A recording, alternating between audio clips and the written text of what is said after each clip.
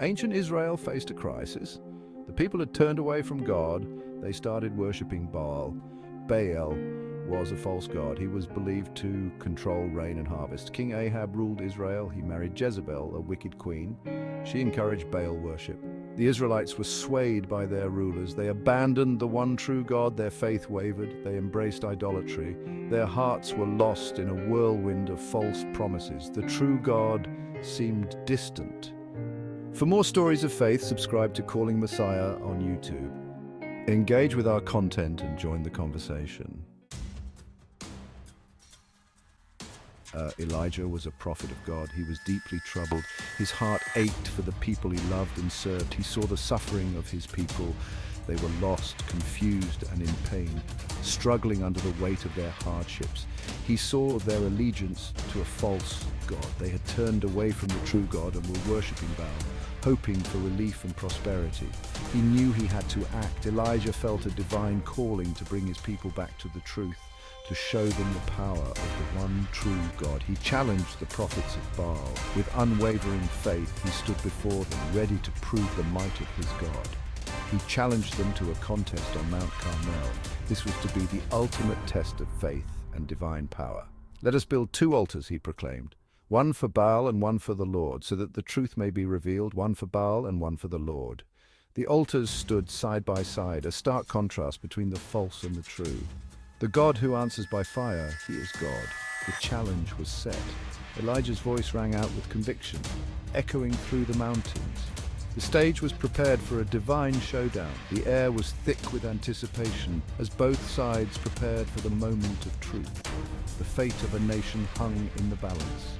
The people watched, their hearts pounding as they awaited the outcome that would change their lives forever. The prophets of Baal gathered. They prepared their altar meticulously, ensuring every detail was perfect. They sacrificed a bull, believing this would invoke their God's favor. They called upon their God with fervent voices, their cries echoing through the air. "Oh, Baal, answer us!" they cried out in desperation. They danced and shouted, their movements becoming more frantic as time passed. But there was no answer. No fire descended from the heavens. The crowd grew frustrated and weary. Then, with a calm and resolute demeanor, Elijah stepped forward. He began to rebuild the altar of the Lord, carefully placing each stone in its rightful place, restoring what had been neglected. He placed the sacrifice upon it, a bull, just as the prophets of Baal had done, but with a different intention.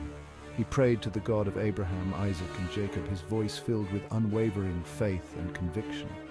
His prayer was a beacon of faith, shining brightly amidst the doubt and chaos surrounding him. He reminded God of his covenant with his people, pleading earnestly for deliverance and a sign of his power. Elijah longed for the people to return to their true God, to abandon their false idols and embrace the one true faith. His prayer was not just for a miracle, but for a revival of the hearts and minds of the people. Section 4, the fire from heaven. The sky grew dark. A hush fell upon the crowd. Suddenly fire fell from heaven. It consumed the sacrifice. It licked the altar clean. The people were awestruck. They fell to their knees. "The Lord, he is God," they cried. Their hearts were stirred. They remembered the power of the one true God. Section 5, a people awakened. The prophets of Baal were seized. They were dealt with according to God's law. The people, led by Elijah, destroyed the idols of Baal. The land was cleansed from idolatry. Rain poured from the heavens. The drought was broken. The land, once barren, flourished. It was a testament to God's power. It was a reminder of his love and mercy. Section 6. Echoes of faith. In the annals of history, faith has always been a guiding light, a beacon that shines through the darkest of times. The story of Elijah is a beacon. It stands as a testament to the enduring power of belief and the strength it provides in moments of despair. It reminds us of the power of faith, faith that moves mountains, faith that brings light to the darkest corners of our lives. It shows us that God is real. His presence is felt in the gentle whisper of the wind, in the warmth of the sun, and in the quiet moments of reflection. He intervenes in the lives of those who trust him. We may face challenges. Life is a journey filled with trials and tribulations, but with faith we find the strength to persevere. We may be tempted to doubt. Doubt is a natural part of the human experience, but it is in these moments that our faith is truly tested. But like Elijah, we must stand firm. We must hold on to our beliefs, even when the world around us seems to be falling apart.